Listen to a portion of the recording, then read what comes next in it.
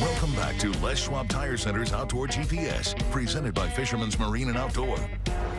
Welcome back, everyone. David Johnson from David Johnson's Guide Service. No, he's not low-holing me yet. Perfect. Wait till this week. Exactly. At least I'll have his eggs too. First things first, it's good to see you. Man. Yeah, thanks for coming in having and me seeing us. I appreciate it as always. Sharing some of your insight will always help somebody be successful that's out there. You just got back from a trip though, so I'll give you 5 seconds to talk about it. What was your trip like? Christmas Island was great. We had a lot of real nice tuna fishing down there, and GTs.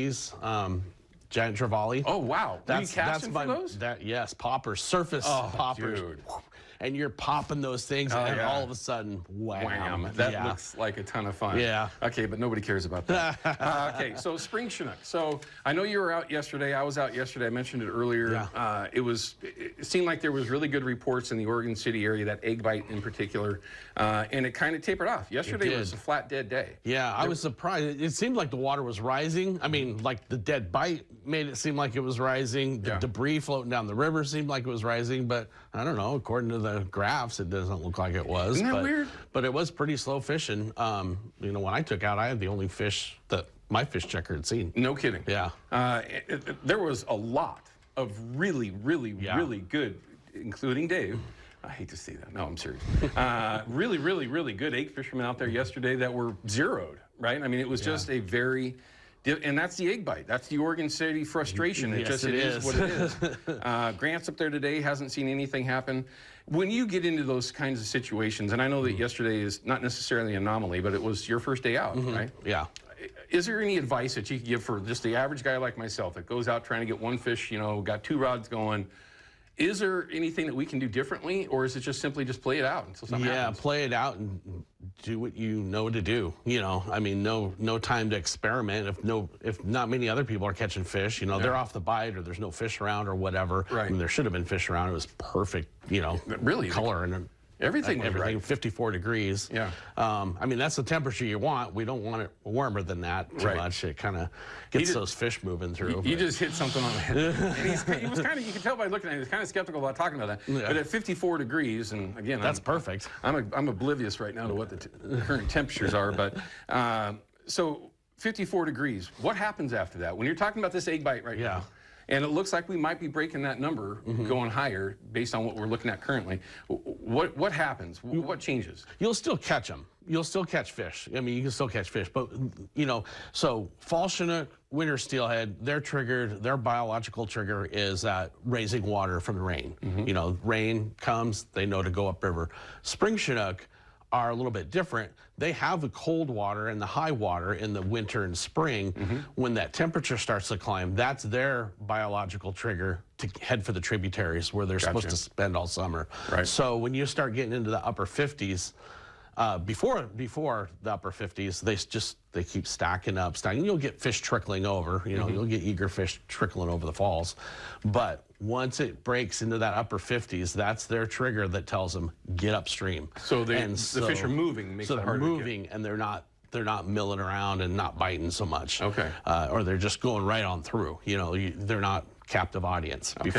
Before it gets warm, they're a captive audience. And you can kind of keep your baits in front of more fish at one time rather than them just flying through the system. Flying right past you. Yeah. So would the fish counts be a good indicator of that, of what that, because you saw that there was the lower the counts, the better the fishing. Gotcha. Always. You know, you always come across people that are like, oh, well, the counts are, well, you don't want the counts high. You know, you want those counts low. Yeah. Which means, in turn, everyone, like he's saying, that the fish are staying in an area to catch them. Okay, so 54 degrees, there's by no means is that the only place to be on the Willamette right now. Let's just say that you're not going to go play the backtrail game.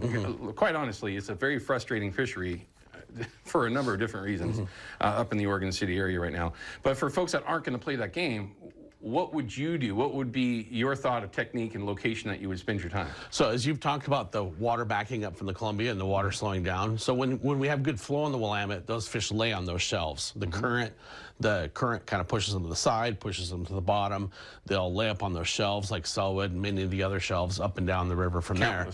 Yeah, and they lay on those shelves. Once the current comes up, or dies out, the water rises, current dies out, those fish are just kind of moving through. So you're better off covering water, doing that open water troll type thing, and covering more water, usually a downstream troll, so you're getting it in front of more fish. Gotcha. Instead of them, you know, you got a little hump there and those fish come up and just kind of sit there, and then you kind of sit there and fish your bait over them. Now they're just going to be kind of passing by. So you want to get it in front of more fish. Kind of like how we fish on the Columbia there in the, you know, I-5 area and Davis Bar and all those areas in the spring. You're trolling downstream with the current, trying to get it in front of more fish. Gotcha. Yeah. Are there zones on the Willamette, since that's our only option right now, that you would spend more time doing that this time of year? It's the middle of April. We're getting into that mid 50 degree range. You're going to deep water troll or open water troll. Would you be in the middle part, lower? I mean, where would you want to spend your time? I think the best advice for people is to pick an area and stick with it, you know, whether it's just because it's closer to home or whatever, but pick an area and figure it out and learn the intricacies of it, where the fish are at the different stages of the tide. Okay. Sunlight, you know, they're closer to the top and go deeper as it gets bright. I mean, just all the little intricacies, you know.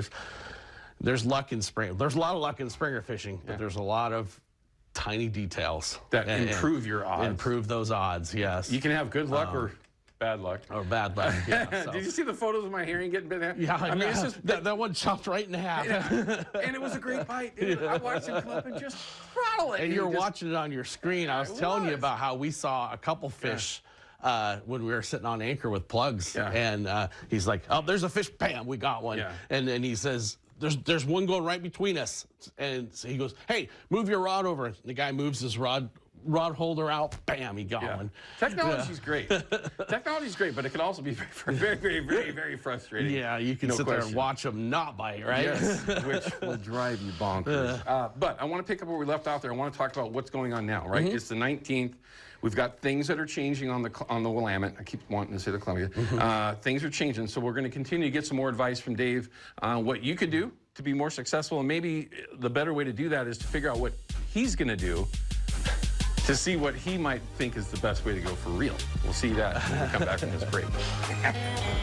Outdoor GPS is brought to you by Yakima Bait, steeped in tradition, innovation, and fishing success. Procure Bait Sense, ruthlessly effective. And by North American Metals Incorporated, first choice for all your metal roofing and siding needs.